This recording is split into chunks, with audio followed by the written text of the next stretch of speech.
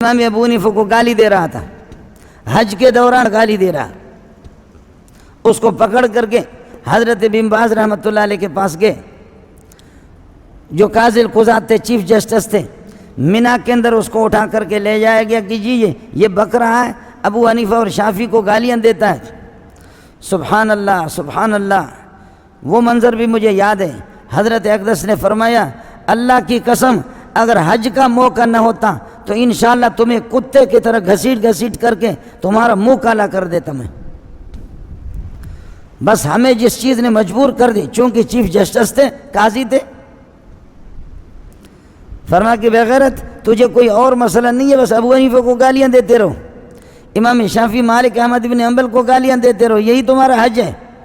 اگر آج حج کا موقع نہ ہوتا تو میں سعودیہ کا چیف جسٹس ہوں، تمہیں بتا دیتا کہ تمہارا حشر کیا ہونا چاہیے۔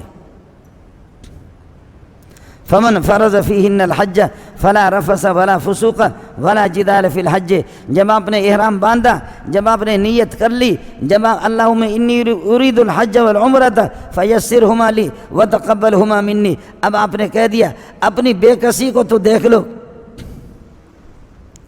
سر پہ ٹوپی نہیں ہے اور بدن پہ لباس بھی نہیں ہے، کفن کے 2 کپڑے پہنے ہوئے،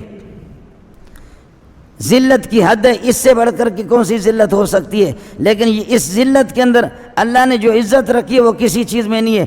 یہ ذلت یہ قومی اسمبلی کے سامنے نہیں ہے، صوبہ اسمبلی کے سامنے نہیں ہے، یہ ذلت اس کے سامنے ہے۔